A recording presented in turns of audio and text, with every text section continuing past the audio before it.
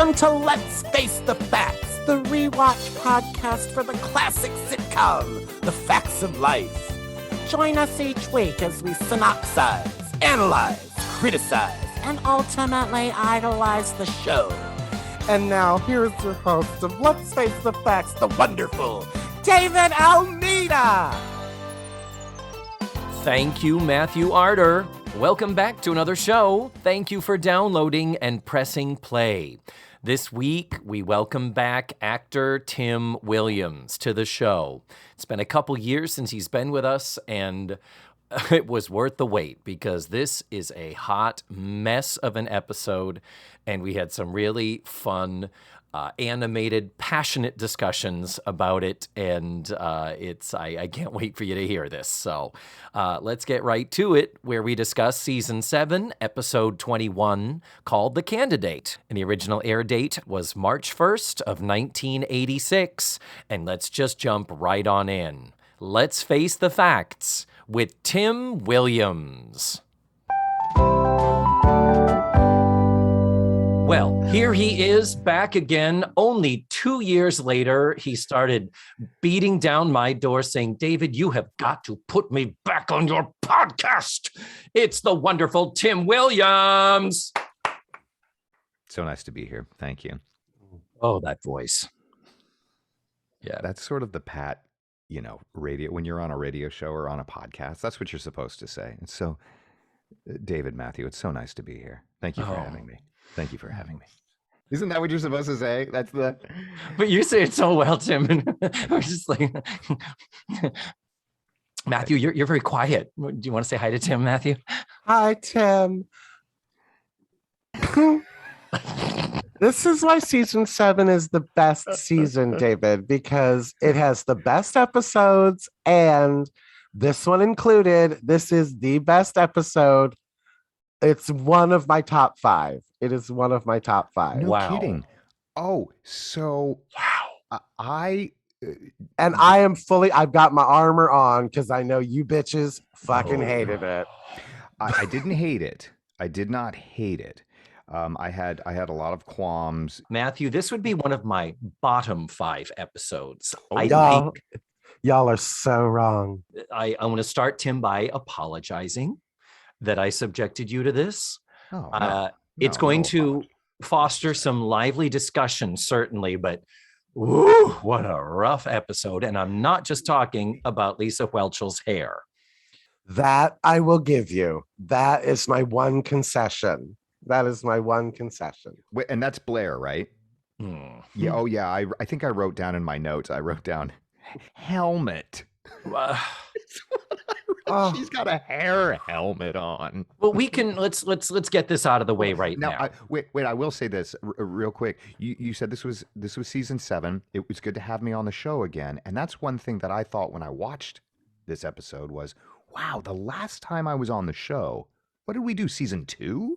It was Season 3, Episode 13, The Americanization of Miko. That's right. And so it's amazing how much this show has evolved and changed, and the characters have evolved and changed since I've last been on the show. It's truly incredible. We'll talk more about that. Yes. It's pretty neat.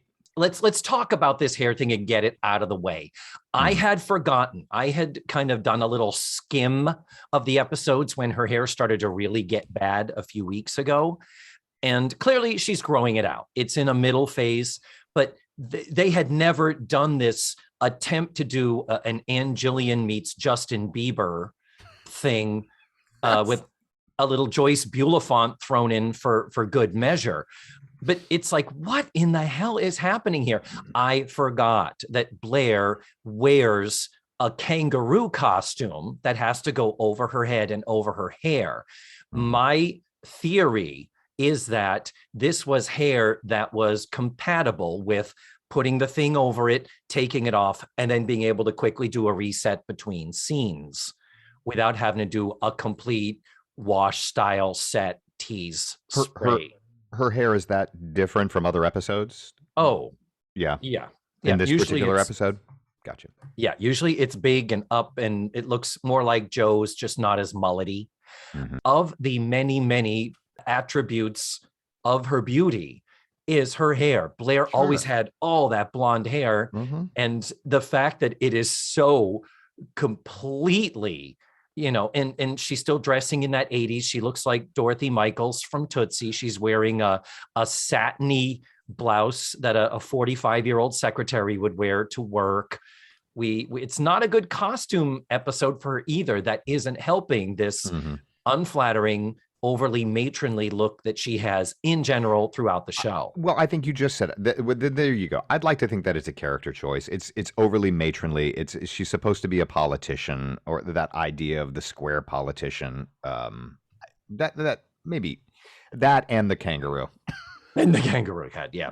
I honestly just think she's in the middle of a grow out. They're trying new things as her hair is growing. And I have a feeling in person, it didn't look that helmet-ish. I have a feeling in person, it probably looked better. Because you remember, she's only like 5'2", for God's sake. Right. So I have a feeling in person, it looked a little more fullness. I've had that experience with wigs where, like, as I'm looking at it in the mirror, it looks one way, and then I take a picture and I'm like, oh my goodness, I look like Viv Vance from I Love Lucy. But anyways, so oof. Yeah. Well, I can't believe we've spent 9 minutes on this. Yes, no, it's true. When a straight man notices that your hair is messed up, that I guess. So let's get to this. We're going to talk some nuts and bolts here, Tim, first. We are going to be discussing season 7, episode 21, called The Candidate. And the original air date was March 1st of 1986. Oh, wow. The episode was written by Michael Maurer, Maurer. This is his second of 6 shows that he has written for The Facts of Life. And you might recognize the name because his first episode was a notorious episode, Tim, called Come Back to the Truck Stop, Natalie Green, Natalie Green. And it was a fever dream wrapped in an acid trip, wrapped in a cartoon. And I mean that literally because most of Michael Maurer's writing credits are, in fact, cartoons, which explains a lot of what happens in this episode. Oh, no, it really does. Yeah, doesn't it, though? But no, we'll it discuss. Really does. Yeah, it was. It struck me as very Hanna-Barbera. It really did. I think the kangaroo suit was a reject from the wonderful Banana Splits. And what is wrong with Hanna-Barbera? Oh, no. Nothing's wrong with Hanna-Barbera, but a primetime sitcom is not Hanna-Barbera. And Hanna-Barbera, Saturday morning cartoons, and weekday afternoon cartoons, is not a primetime sitcom. Yeah. Are the Flintstones not Hanna-Barbera? Well, yes, and they are based on the Honeymooners. And they were a primetime sitcom, were they not? Yeah, that's true. The prostitution rests. No, it's true. It's true. Don't you think the format changes just a little bit, like they dumb down the formula for children? No, I'm just enjoying you. Prove me right that this is one of the greatest episodes of the series. Oh, I forgot that we're going back to your first assertion. Mm-hmm. So go ahead, bestow the virtues. Go ahead. I have a love-hate relationship with Hanna-Barbera. That's a whole other podcast. But the episode was directed by Valentine Mayer. What a great name. Valentine Mayer. I was like, oh, I wonder if she's related to Jerry Mayer, who was one of the developers of the show, one of the writers that had been here from the beginning. And I cannot find any information about Valentine Mayer being related to Jerry Mayer, but what I can find out is Valentine Mayer is not a she, it's a he. Everyone called him Val. Yeah. And yeah, Val Mayer is the first, this is the first of 6 episodes that he will do for the series. And he will be with it through to the end, till end of season 9. He's only worked on 5 series from 85 to 89. Not sure what's going on with that. Also, married to the wonderful Nancy Dussault. Who's Nancy Dussault? The wife on Too Close for Comfort. Anyone? Ted Knight's wife on Too Close for Comfort? Yes. The short red hair. She was a Broadway singer, musical theater person that went sitcom, but really, that's really the main thing is Nancy Dussault. So, Tim, this is the point in the show when we like to put our guest on the spot and ask you if you would provide a 1 to 2 sentence synopsis, a short, I cannot stress the word short synopsis, what you might see maybe in a TV guide listing for this particular episode. And if it is not short enough, Matthew will judge you harshly. Go.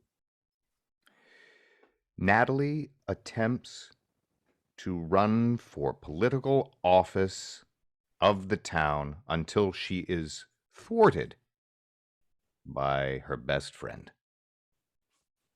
Matthew? It would have been fine just to end it at Natalie runs for mayor. That's interesting enough, isn't it? But I love that this episode is such a sitcom trope of somebody entering politics or somebody very interested in politics for one episode. Either somebody runs for mayor or somebody's working on somebody's campaign for mayor. And I am here for it. Mama's Family did it. The Golden Girls did it. Every show in the history has done it. Yes. Oh, totally, totally. So let's get to the actual microscopic dissection, because we have not dissected microscopically enough to this point, Tim Williams. So the wonderful thing I love about this episode, okay, Matthew, I'm going to give this episode credits where I can. It takes place, for the most part, in the store during business hours, where we have a sense that they are actually fucking running a business.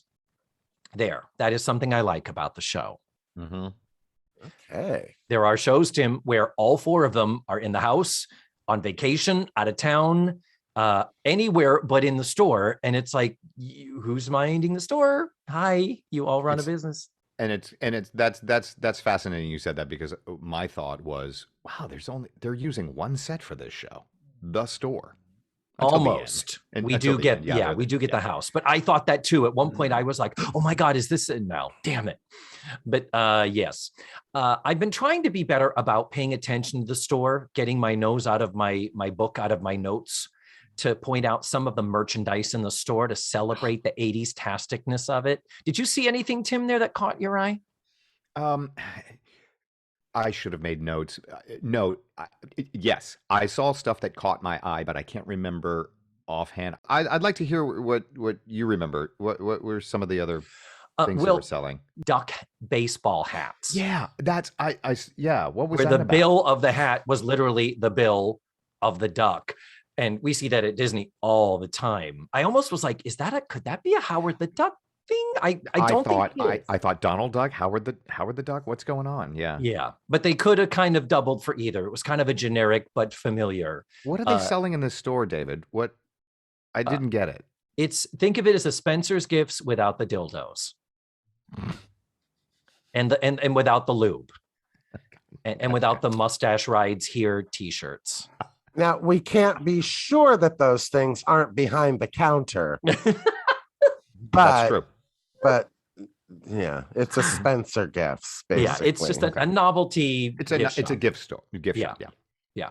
We had an inflatable beach ball patterned like a watermelon. And in front of that, the gigantic, comedically funny joke sunglasses. So we have like a beachy thing going on, and a big inflatable birthday cake.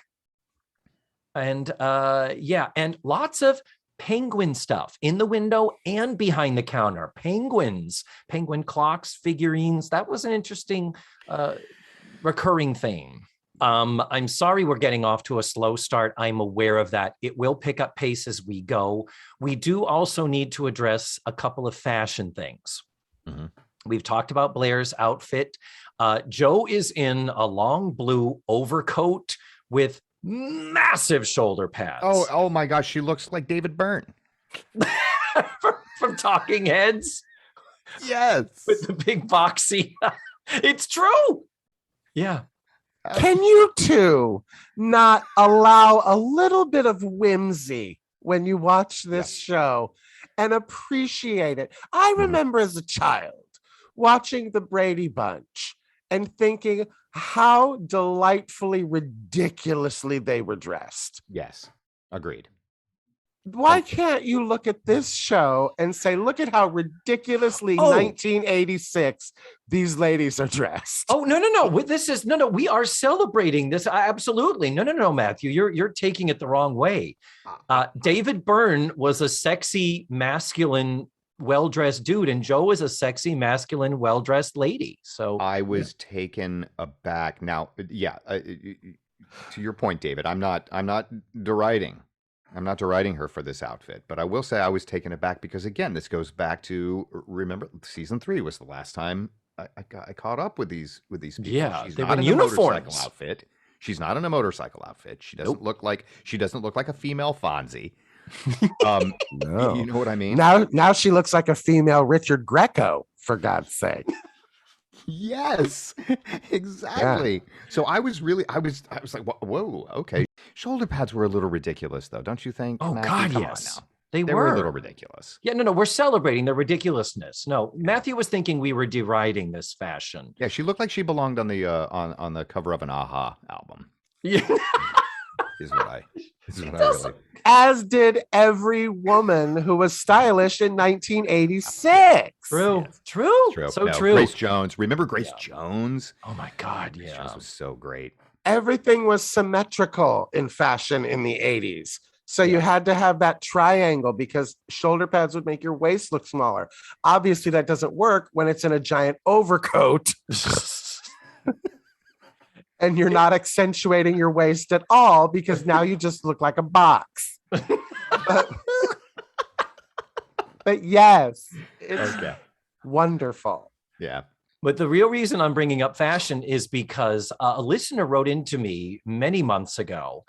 His name is Chuck Edwards. Chuck, if you are listening, hello. I have not forgotten that you wrote into me to point out that the outfit Tootie is wearing at the beginning has a koala blue logo on it. Koala Blue was Olivia Newton-John's casual wear line where she opened up a bunch of boutiques starting in Los Angeles. And eventually they had 60 of them, both in this country and in Australia, France, and Hong Kong. Started in 83, but it ended in 93 because it couldn't survive the recession. But Koala Blue was the Olivia Newton-John line of casual and active wear. Oh, wow. Please tell me the stores were called Xanadu. No, it was called Koala Blue. And y'all ever heard a koala? Y'all ever heard a koala? Oh, like heard one make a noise. Make a noise. Yeah. No, I've held a koala, but I've never heard it. Can you imitate a koala? There's a reason that they're called tree pigs. It is the most horrific, frightening, awful sound.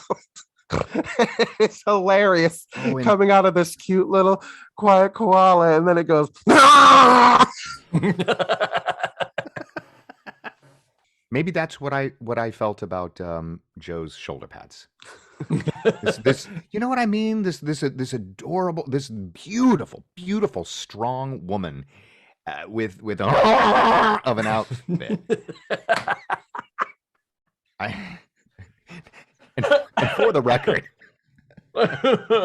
honestly, for the record, let me just say that my tenure so far on this show has been nothing but making fun of women's hair and outfits. Yeah, and I'd just like to put it out there that that is not a reflection of who I am. Nope, Tim Williams, time's up because now we got to get to shitting on this plot. Okay. Oh, perfect. Instead of shitting on the female characters. Exactly. Jesus.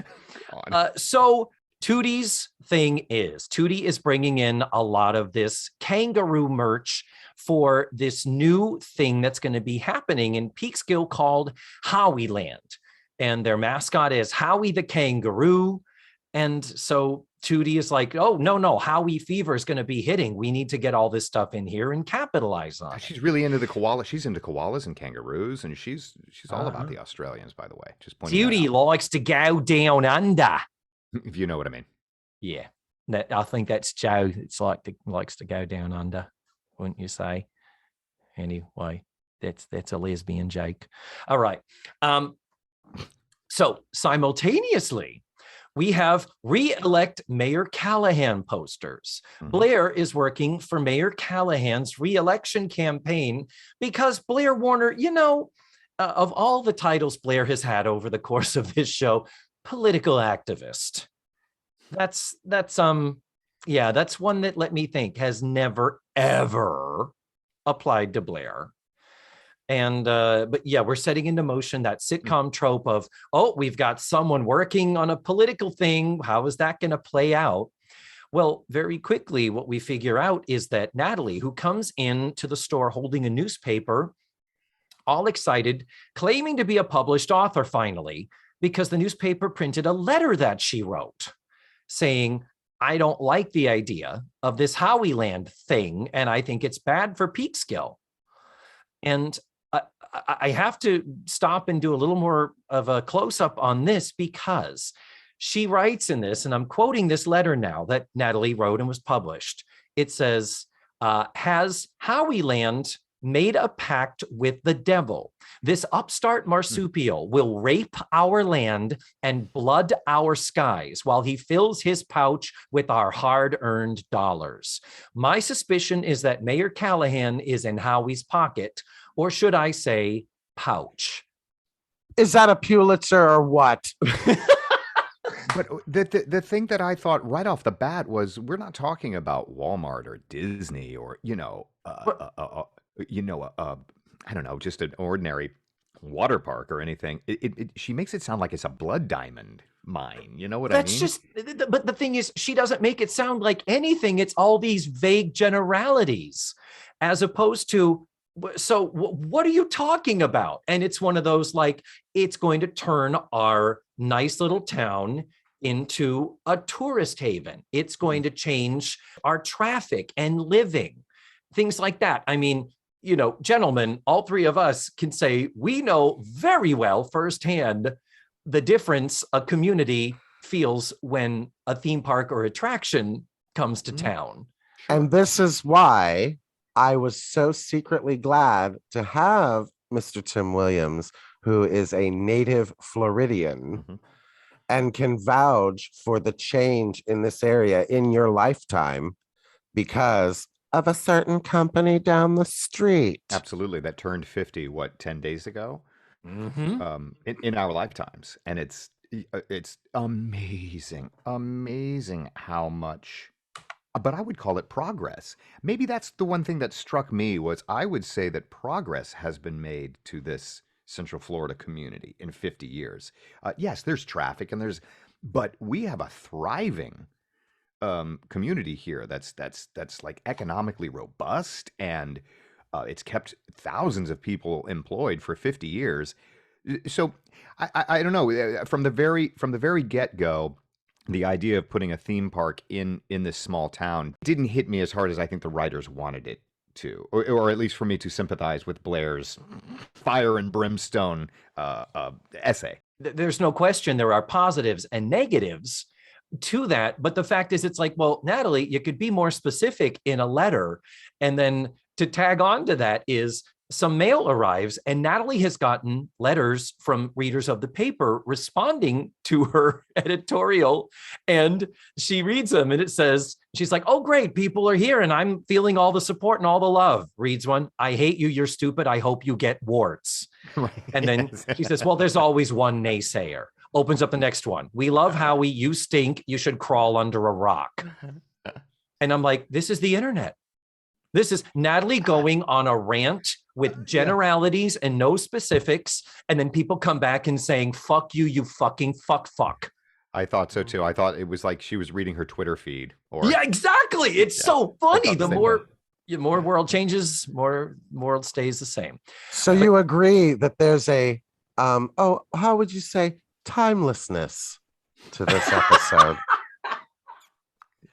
Yes, Matthew. That fact will be proven as we go on. The social significance, Matthew, is resounding. The social commentary, dare I say.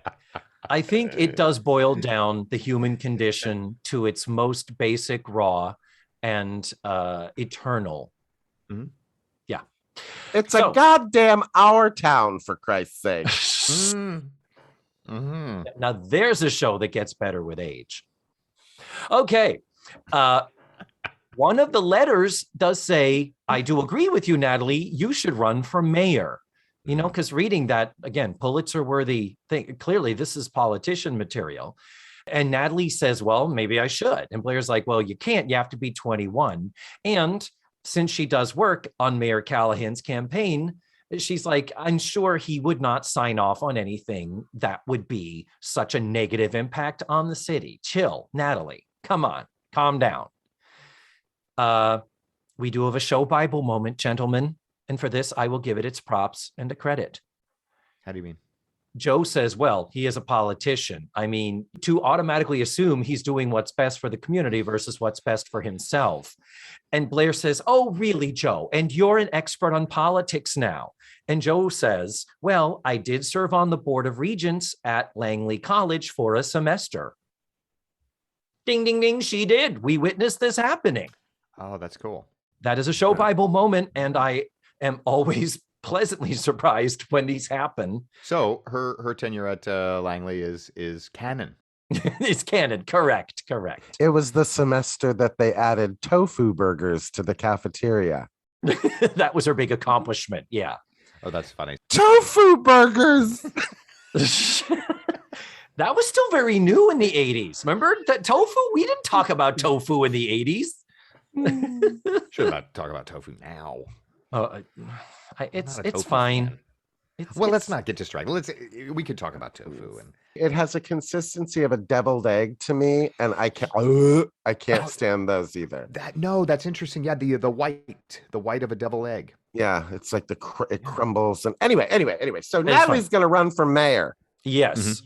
On a different day now. The next day or a few days later, we're still at the store. We're in different outfits. Again, 80s-tastic, nothing specifically of note that I need to stop for. Andy comes in carrying a gigantic kangaroo costume.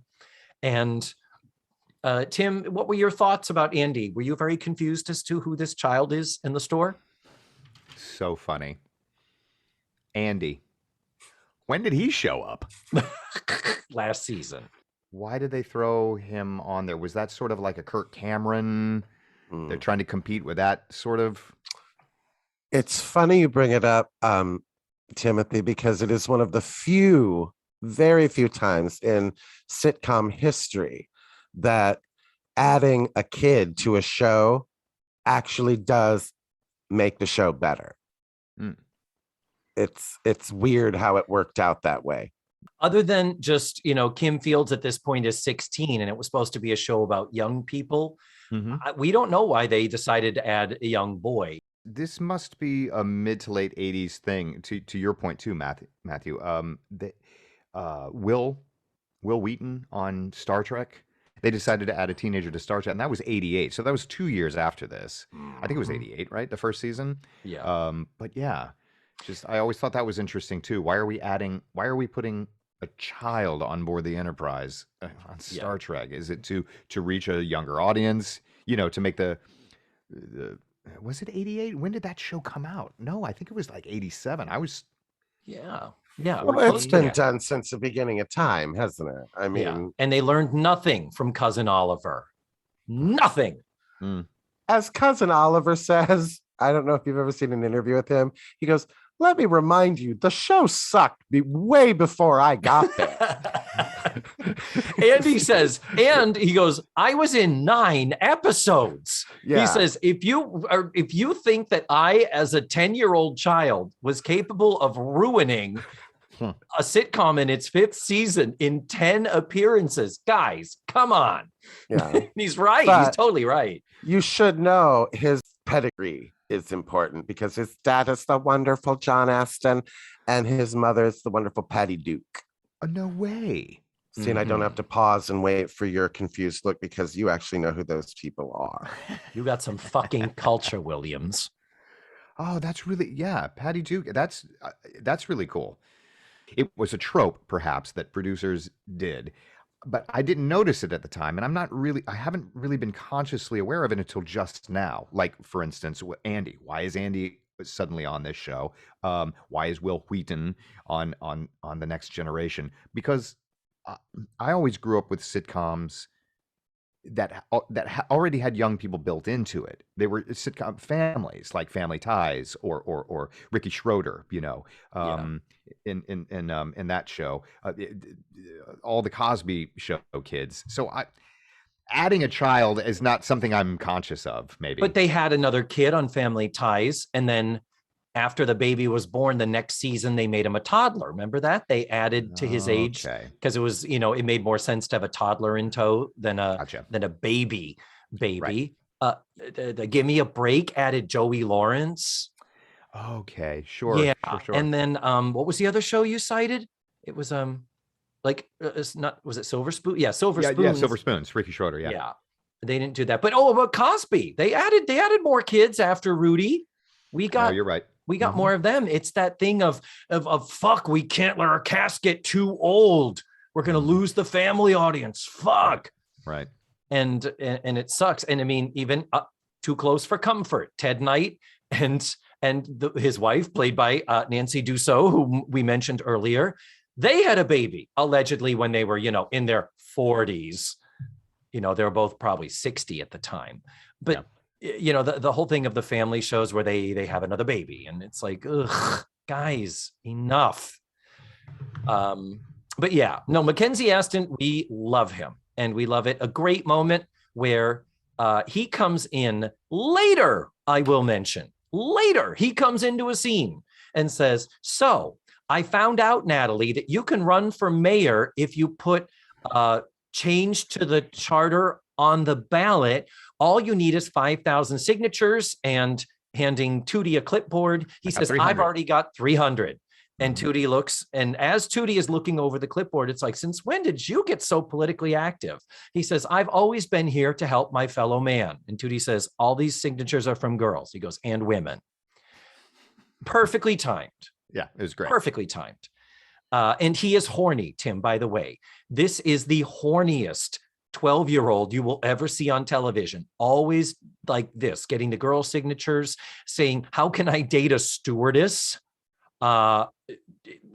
It's a little disturbing, the sexualization of teenagers. We've already been doing it with the girls for many years now. Again, in watching these Disney shows with my daughter, I noticed the same thing though on Disney. All the it doesn't matter if the boys are basically preteen or teen. If they're anywhere from the age of 12 to 16, they are they have some sort of sexual magnetism. All the girls worship them. They're into the gals. Even if they're 12. That's a common. I think that's a common theme. Yeah. Well, which is the sexualization of teenagers, which happens all the time. Never not funny. Ha ha. Right. But with Andy bringing in this big kangaroo costume, it will be set up in the window in a seated position as part of their display and merch for Howieland the kangaroo. Mm-hmm. Then Natalie is on the phone announcing her candidacy for mayor, even though that scene we just talked about with Andy happens much, much, much later in the episode. So you're like, wait, why is she announcing a candidacy for something she can't do? And then we discover later that she can. Matthew, did you raise your hand, Matthew? Are we going to ignore the whole being Disney experts anyway? Are we going to ignore the whole fact that this random shop got a hold of a actual character costume from this theme park? It's not like the Times Square Mickey Mouse. Like, they got the kangaroo costume just to put in their window. Okay. Yeah. No, I'd true. like to go back in the time machine and take over as property control for Howieland, please. Thank you. Matthew, you're proving this episode has holes in it. Wow. That's one. All right. I noticed we're not going to mention the woman power moment of her saying she's going to run for mayor, and not one eyelash was batted. about a woman running for mayor in 1986. I think that's wonderful. very true. Yeah. Okay. Except that the 300 signatures were all women. Women got to help women. Again, women being there for women. It's important. Then Blair comes into the store with the mayor, Mayor Callahan, whose picture we've been seeing on these posters. In comes the mayor. The mayor is played by Tom Sharp, and that's Tom with an H, by the way, Thom Sharp. And IMDb describes his career perfectly, best known as being that bald guy in the ad for that thing. Yep.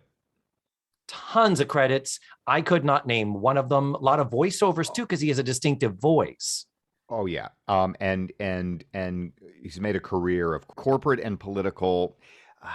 Gosh, not slime buckets, but he's really good at playing the inert white guy. Yeah. Like, not quite nerdy, but just almost wimpy, like the wimpy white dude.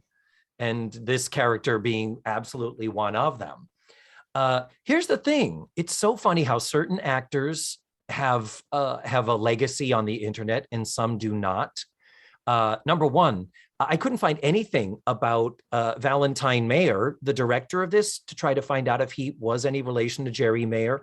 There is no Wikipedia page. You can find barely anything about Valentine Mayer on the internet. And then same again, Tom Sharp, he has an IMDb page, but he doesn't have a Wikipedia page. So I can't even tell you his date of birth. I don't know if he's still alive. I think he is. But his last credit was in, I think, 2001 in some movie written and directed by Harry Shearer called Teddy Bear's Picnic. It looks dreadful. Wow. But previously to that, his penultimate credit at the moment is from 96 to 99. He played Home Improvement. He was one of Tim's brothers on Home Improvement. Yes. So, but I mean, when you look it up, when you see him, you're like, of the many character actors who have appeared on the show, you're like, oh God, that guy, of course. Howie Land comes up in the conversation because he's like, oh, you're Natalie. I wanted to meet you. I hear you're running for mayor also. No malice or anything. And he says, well, this Howie Land thing, I think it's going to be good for the community. And Nat says, yeah, it's going to turn our nice, quiet town into one big souvenir shop. So he says that he and his people have determined theme parks are good for the ecostructure. Ecostructure is an interesting word.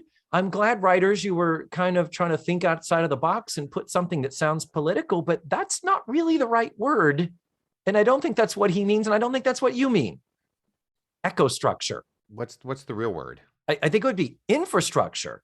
Yes. Is there another word? I think I know what ecostructure means. The economical, not just the infrastructure, not just the roads and buildings, but the economic structure of the entire town, like how we all do business and how we all relate. Right. It's so funny you said that. You're thinking economics. Mm-hmm. Immediately, I went to ecology, ecological structure. You're totally right. Now the question is, what does ecostructure really mean? Does it mean economy or ecology? I have to look this up now. That's what I took it to mean. The framework to replace current infrastructure models based on siloed approaches to develop or remediate distressed natural resource areas. That's ecological. I think. What do you find? Do you Google, Tim? I'm finding ecostructure, climate change adaptation. Okay. Interesting. Maybe it's a word that has changed over time. I don't know, but okay. So I'm not wrong that my brain immediately went to ecology, as in theme parks good for the ecology. Do you know how much waste a theme park generates? You're building a theme park. You're also building a landfill. I hope you're gonna need it. I got the impression, just what we were talking about before, what Disney has done for Central Florida, that it has completely changed the economic infrastructure, which I guess the ecostructure of Central Florida. Yeah. In which case, if that's what they mean, writers, I will give you a pass for this, if that's what you were meaning. But yeah, I still am wary of your intentions. I think maybe they made it up thinking they were Shakespeare or something. Yeah, that sounds like a political word that, again, words like infrastructure. People say, I think it will help synergize infrastructure and reaching out to our partners. It's kind of one of those buzzwords that you're like, It's so bizarre. I think it's a made up word. mm-hmm. Matthew, this episode really is trend setting. It is. It made up a word, Matthew, that to this day, 40 years later, we don't know what the fuck it means. We don't even use it anymore. We don't even know that the writer was married to a woman who played the person who was married to Ted Knight on a Broadway stage. The fuck You're is welcome. going on? I need my PDF notes. But the mayor comes off as nice, a little bit sycophantic, but not too bad.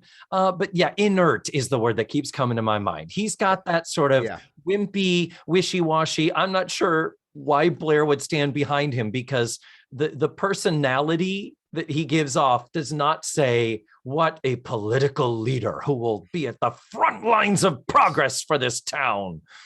Inert, passive, not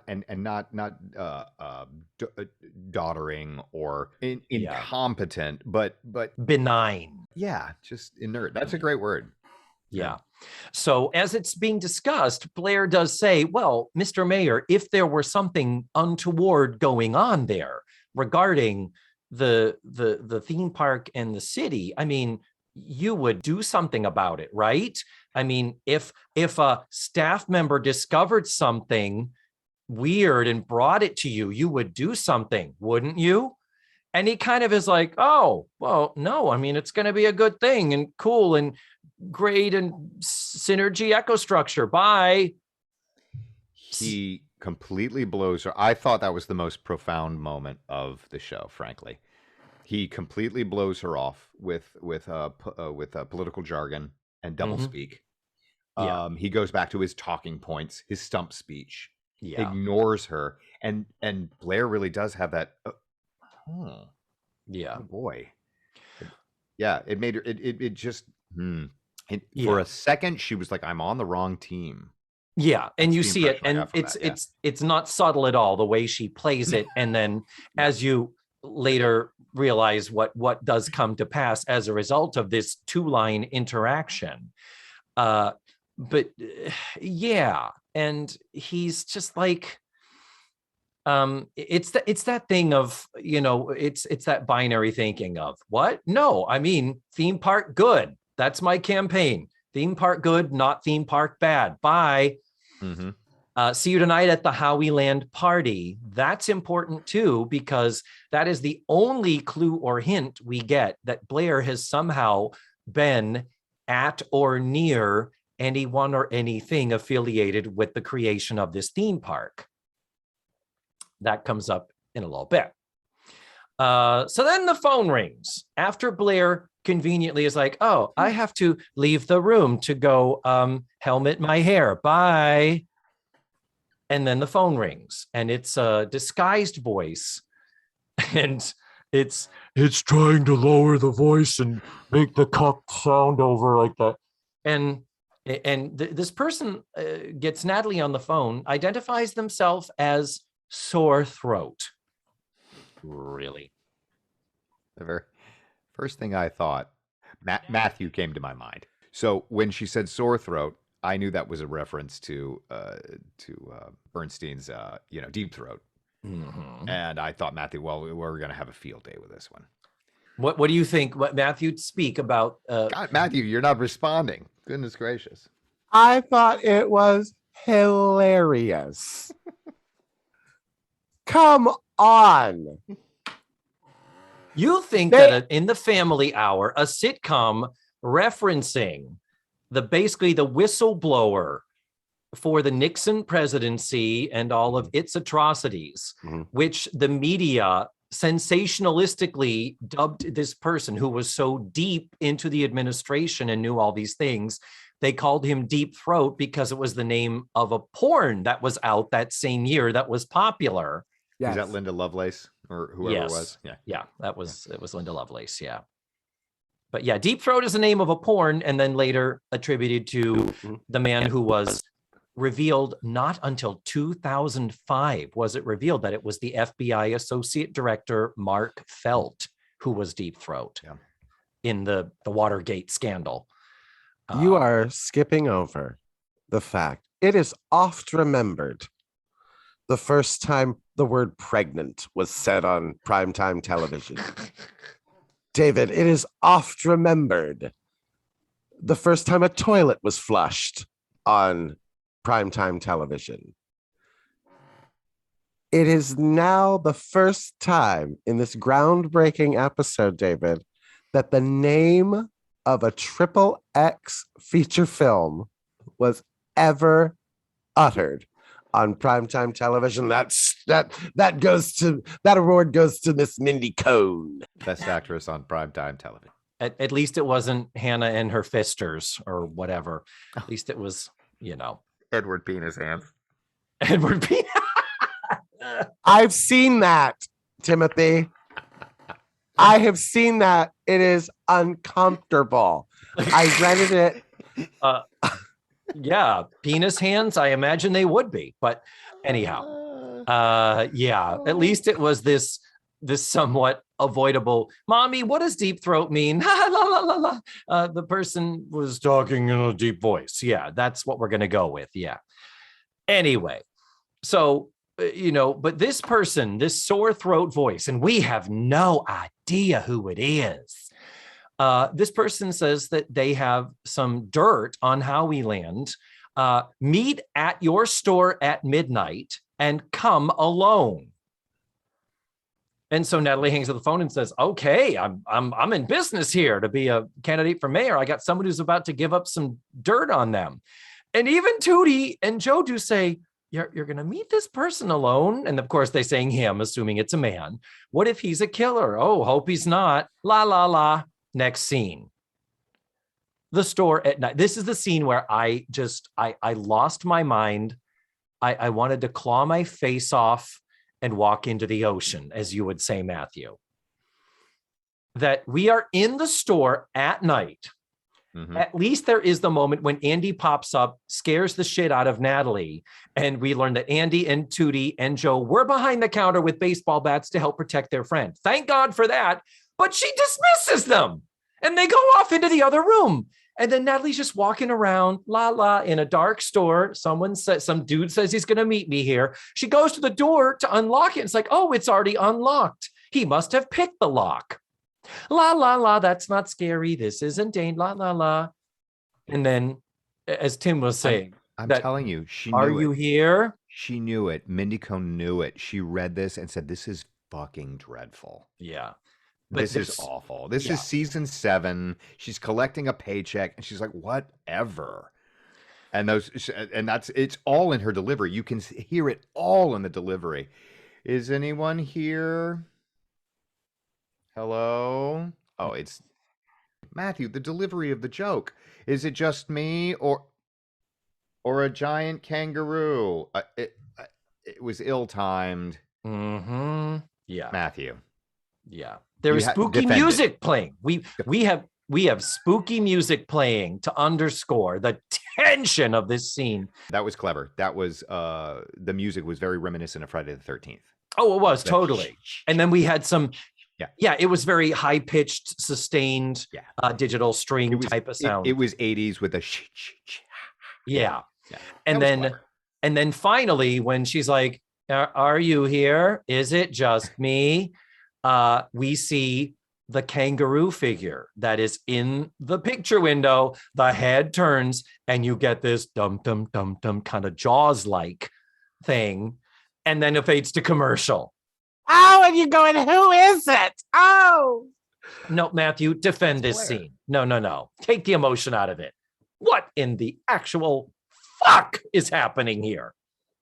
You are asking once again, David, as you are wont to do, for some semblance of reality in an 80s sitcom. Yes. Enjoy the whimsy of a fucking kangaroo. Oh, bless. Oh, bless. You've got your opening line for the TV guide. Natalie runs for mayor of her small town and whimsy ensues. Whimsy. I think that. Yeah. Yeah. Okay. Okay. Here's the deal. It's not the moment of the kangaroo. It was one of those, the setup to it, the whole, oh, someone wants to meet me at the store at midnight. The fuck is Andy doing there at midnight? Doesn't he have parents? What the shit? We won't even talk about that. But at midnight, hi, I'm a teenaged woman. She's 18 years old. And I'm going to meet someone at my place of work only to discover, oh, I don't need to let them in. They've broken into my place of work, which is connected to my home. And the fact that she's like, oh, guess he's already here. La, la, la. What else? That is it's like, that is where we depart so far. I'm not asking for realism, Matthew. I'm asking for any connection at all to something that makes sense to the human brain. I agree with you. I agree with you, David. I apologize, David. You're not going to get that in a 1986 sitcom. You're real fun to watch, like unsolved mysteries and shit with, I bet. Unsolved mysteries, they're following logical, intellectual leads, Matthew. I'm sorry. I can't even. Okay. Oh, it gets better, David, because I know you're just about to explain it. The next plot device is nothing but a setup for just a bad joke. Terrible. Just bad physical humor. Bad physical humor. Physical humor. So we come back from commercial and Natalie's like, oh yeah, to protect your identity. Sure. So we go into this ridiculous charades to get the words out. Duck, you, and mints. Yeah. And Natalie has to get it to documents. And it's all terrible charades, trying to do charades in a big old costume. And then finally she's like, oh, documents, you have documents.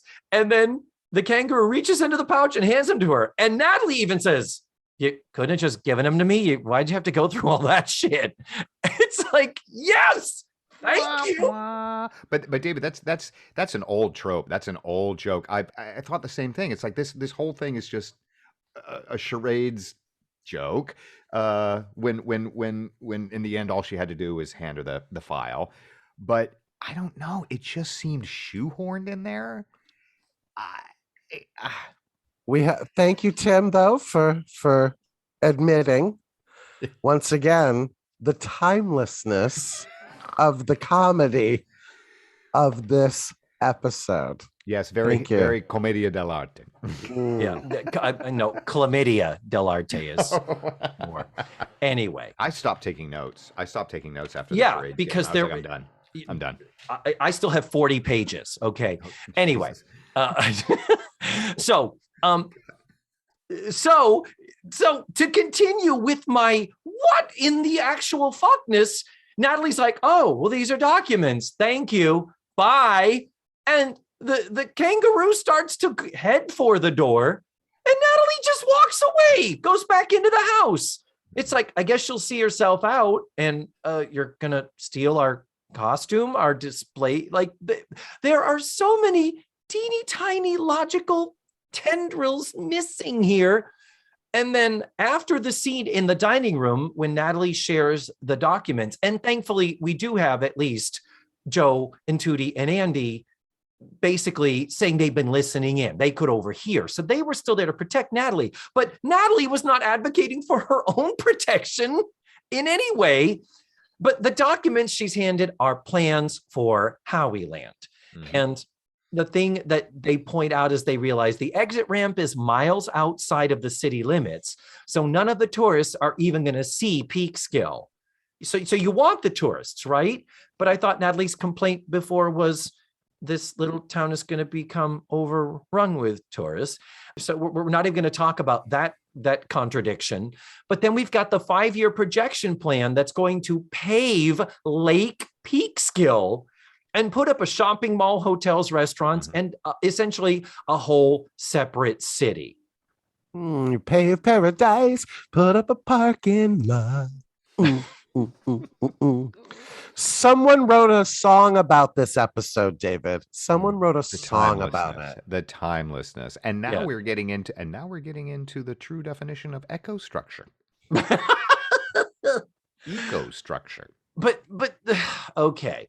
Anyway, so now it's like, okay, we've got all this dirt that shows it's bad for the city. I was lost. I hear you, David. I started to get lost. Okay, I've tried, guys. I was trying to figure out how to fix this episode, and I can't do it. The only thing I can think of are these little points of thank you, David. Thank you. Thank you for admitting that you cannot fix this perfect episode. No! God damn it. Oh, good night, everybody. The best I could say is if Howieland was going to be a little park and the mayor was like, no, it's going to be good for the community. It'll be a nice place that the locals can enjoy. It'll bring some tourists in here. It will be good for business and the economy. Great. That's certainly a good point of view to have about it. I mean, there are tiny little theme parks and adventure parks all over the country that exist perfectly fine. We had King's Castle Land in Whitman, Massachusetts. There's all these little places. Gatorland. Thank you. In beautiful South Orlando. Cypress Gardens. But then if these plans revealed this, if these plans revealed that this was not going to be a quaint little park that was going to bring some extra traffic through town, if they said, no, they're going to take over the entire southern region of the city, pave over all of the lakes and the forests and the cranberry bogs and the Amazonian gold mines.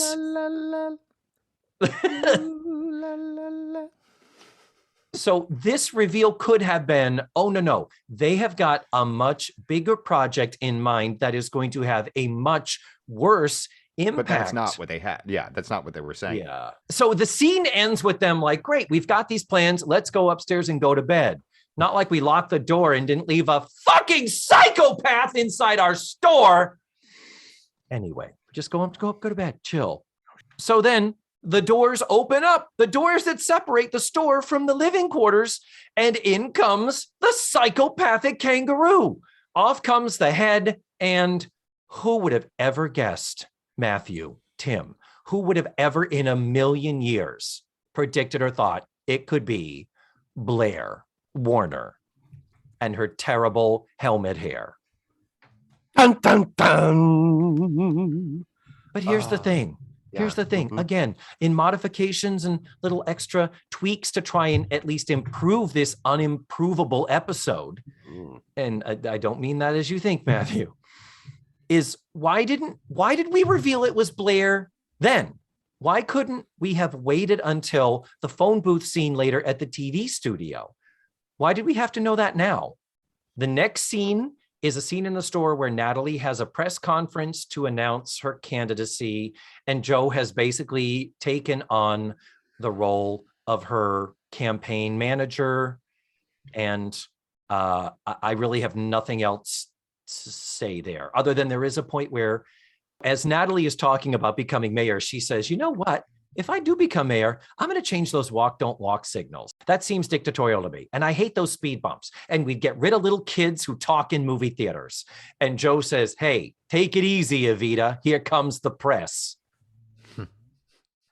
Musical theater reference. That is a thumbs up from David. Anytime. The truth is, I never left you. Okay. Well, I also saw in that moment, I thought for the first time, the 18-year-old thing didn't bother me, but it was in that moment that I thought, wow, Natalie would make an awful mayor. Mm-hmm. Like all of it, she has no business running for mayor. Oh, it gets better. Oh, it gets better, Tim. What were you going to say, Matthew? And we bring in the timeless political statement. We laugh at that scene now of a political candidate having no clue what they're doing, Being completely unqualified, I see, yeah. And now it's a reality. Mm-hmm. This episode, dare I say, is very 1984. Okay. Okay. Matthew's going to change my mind by the time we. Oh no, Tim, no, I will not allow that. I will not. That is okay. Failure is not an option for me right now in my hatred for this episode. So then we get the wonderful device of the spinning newspaper that says there's a debate tonight on local television between Natalie and Mayor Callahan. I have to point out along the top, in case you're wondering, are there still beyond middle-aged vaudevillian writers in that writer's room? Big band across the top, extra. Yeah, we're going to put out an extra edition because there's a debate on TV with these two people running for mayor. Extra. Read all about it. Like the fucking what? Oh, are the newsies waiting outside for the papes? Is that what's going on here? For fuck's sake. Oh, so true. Unless someone has shot Reagan again. Okay. There are no extras. That's in our lifetime. Have you ever seen an extra edition of a newspaper? No. It's not 1984. It's 1937. Yeah, exactly. The humanity. We got to get the front page out. Hildy Johnson, I'm going to bring you back into the fold and got to get over and get the story from His Honor. Yep. Anyway, I just had to point that out, that there's extra at the top. Yeah, because the Peekskill Press, clearly it was a slow morning, but shit picked up in the afternoon and they had to put out that other to sell them papes. Okay. So the next scene, we're in a TV studio. Natalie is preparing for this debate that's going to be happening. I have a lot of costume notes, but I'm going to skip them. I'm going to resist it because Natalie is rehearsing a speech about Howieland being like a spore and growing like a fungus and spreading like cottage cheese, like this crazy sensationalist speech. Well, just like her editorial. True. Yeah. So Blair finally does say to her, Natalie, you don't really think you can win this, do you? Which is weird because we know that Blair has given her those plans. But and by the way, I need to say, presumably Blair nicked those plans when she was at the Howieland party that the mayor mentions in that first scene. That's a really quick toss off to be like, suddenly Blair is dangling from a string like Tom Cruise in Mission Impossible to steal these.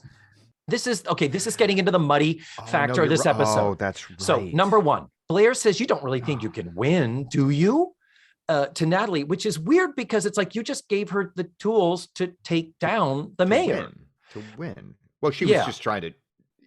It's deflection. I thought that was deflection. Yeah. Okay. Whatever. Yeah. But then Natalie says, well, I have some extra information. Basically, they're building a big log jam ride in Callahan's backyard. And she's like, wait, what? Meaning he's taking a personal bribe for himself, his family, whatever. And Blair says, where did you hear about this? And Natalie says, kind of nowhere, but I'm just going to put that out there and it's going to make him look worse. Essentially, Natalie says, that's a lie. I made it up and I'm doing it just to further discredit him. She's playing dirty. Yeah, and we've had problems with Natalie and ethics before, Tim. Natalie, of all the characters, is the least ethical and has the worst record for being honest, true, fair, and kind and good with her friends. So this begs the question, and I know we're probably going to do this in the summation tomorrow. But why why would she even offer to give these plans to Natalie in the first place if she knows from the outset that Natalie's ethics have always been in question? Ding, ding, ding, ding, that ding. Natalie would not make a good mayor. Why did she even set all this up to begin with? I really didn't get this episode. Right. Sorry, So then, Matthew, I just didn't. Okay, keep going. Let's keep going with this. Thank you, Yeah, Tim. yeah. We're on this. We're on the crazy train now. It's the crazy train. Then the mayor shows up, and Blair says, "Is Howieland building you something in your backyard? Are you taking a bribe? Is what it's really boiling down to?" And he's like, "No, not that I'm aware of." And she says, "So this whole thing about the plans of turning Peekskill into a ghost town," and he's like, "Oh, is that what they're planning to do? I didn't have any idea." Blair realizes that he doesn't know. He's legitimately clueless. So then she runs to the payphone. She calls the other payphone, says, "Natalie, phone for you." Blair starts doing the sore throat voice. And while she's talking to Natalie, she steals the plans out of Natalie's bag. And then later on the air, the mayor presents the plans, gives Natalie's speech about the cancer and the fungus and the cottage cheese, and says, "I've just learned that they've got these terrible plans to do all this shitty stuff. And as mayor, I'm not going to let it happen." He takes her platform, yeah. So backing up. So Blair, that moment where she says at the beginning, the first scene with the mayor, if one of your people who worked for you brought something to your attention that was weird about the Howieland deal, you would certainly check it out and act on it, wouldn't you? And he's like, no, and he brushes her off. Yeah. But it's like, okay, well, Blair, you took him at his word then. With the party hadn't happened that night, so she hadn't gotten the plans to know that was going to happen. And then why would Blair go to all this shit with Deep Throat and Natalie? Blair could have just taken those plans and given them to the press. Given them to the press and said, "Okay, here, it's all on you." And basically Blair say, "I'm on your side, Natalie. I don't trust the mayor anymore." Then there wouldn't be a show. There wouldn't be a. Yeah, but the whimsy we get out of all of this confusion. Matthew, what do you have to say for this episode? Once again, proving the timelessness of that storytelling, David. And that's timeless, is it? I want to hear more. That's something that you have to accept is a literary technique. I don't want to sound like I'm condescending, David. By the way, condescending means talking down to someone. Oh, okay. Thank you. But I just have to point out that this episode takes the literary device, so to speak, as you might say, the literary device. There is no smoking gun. It leaves you with that pit in your stomach going, like a gut punch. Almost like Mrs. Doubtfire, how it ends and you think, well, this isn't a happy ending. Because you left the theater watching Mrs. Doubtfire hoping that they would get back together, and they didn't. Spoiler alert. And you leave the theater a little bit unsatisfied and a little bit uneasy, and a little bit thinking, and a little bit questioning. And I think that's what great art actually does. Thank you. Good night. The shit out of you. Great art is pointless in its pointlessness. I mean, some people have defined art as being any sort of creation that evokes an emotional reaction from the viewer, listener, whatever. This is the most fucking artistic episode I've experienced. Let's just put it that way. Thank you. I've converted you both. No, you are not for good reasons. This has evoked more emotion in you, David, than any episode to date. It's true, and it's because it's the worst. And the last time I was on this podcast, I thought the Japanese, the harmful Japanese stereotypes. Oh yeah, no, would have been the worst episode, but no, it was this one. This has been fun. Has it? But yeah, we're basically at the end of the episode. Spoiler alert, Natalie loses the election. And does. she was only a write-in candidate anyway. So it's and she loses too. She's like 20 votes behind like the crazy woman too. yeah, There's like the another crazy cat lady or something down the crazy street. person running. That was pretty funny. Yeah. What a great line. Well, she talks to all those people washing their windows every day. Come on. Anyway, the very final bump is that Blair goes into the other room and tries to call again as sore throat, at which point she lets it slip. You've wanted to be a writer since you were 6. Blair basically stupidly reveals herself, and then Natalie goes in the other room. Matthew, haven't we had conversations over how many phone lines are in this building? How many phones as far as the business phone in the front of the store? That's another inconsistency. That would be a bad non-show Bible moment of many in this episode. But it was actually pretty funny. That was funny. And I also like the telephone scene too, or the telephone booth scene. I thought those were funny. It was okay, but it was funny in and of themselves, but how they served the bigger plot of what is happening here. What plot? Don't you love farce? My fault, I fear. Oh, I like a farce. I don't like a pile of dog shit. That's my thing. It's giving an overall review. Good. I was very disappointed in the writing. I thought this is not the episode I watched last time we were on the show. This is not what I remember.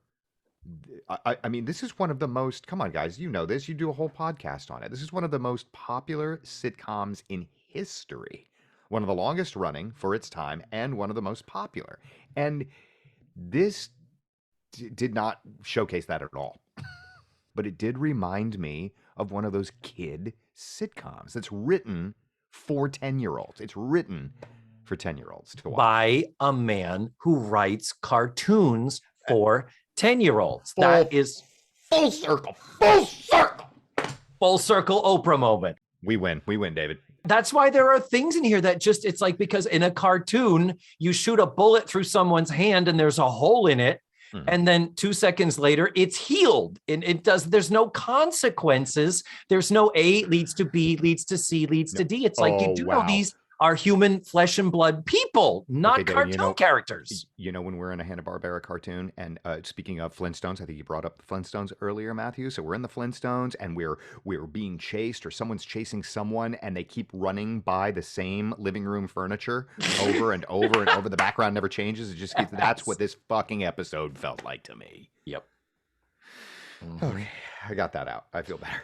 Okay. Well, no, I guess neither of you were listening to yourselves extol the virtues during this whole thing. So it's so bad, Matthew, to the point that I can't sit here and say change A, B, C, D, and you have an episode that makes sense. I can't even make sense of this. Oh, that's sweet of you to say, David. I want you to both shed your skin of the 2021 world-born, world-weary men that you've become, and watch some 80s sitcoms. They still gotta make sense. I'm sorry.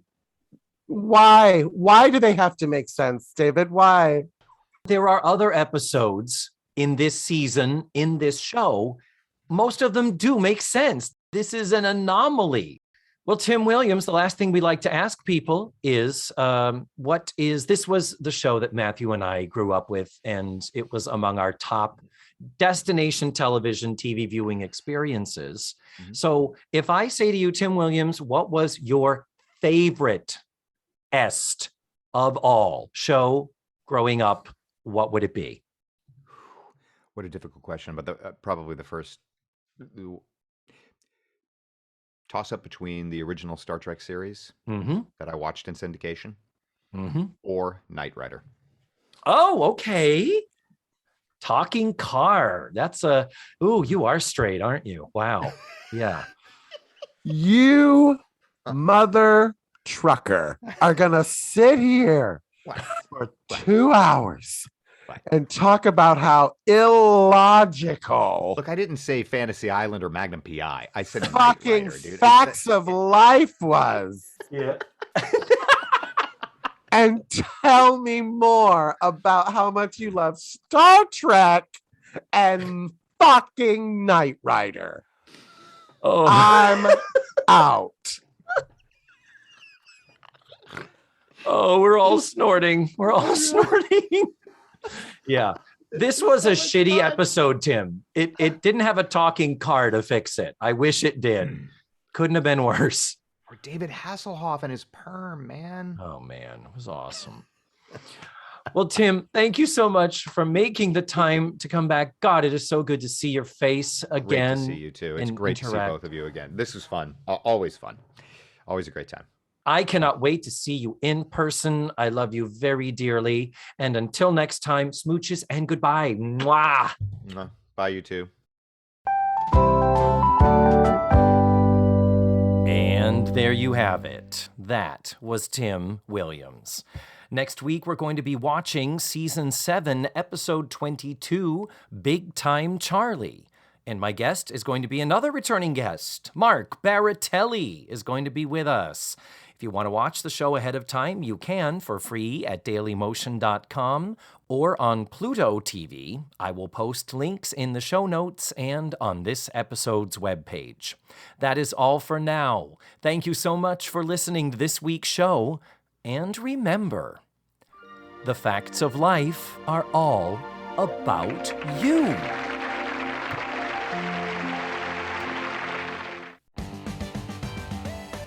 Let's Face the Facts was created, produced, written, hosted, and edited by the wonderful David Almeida.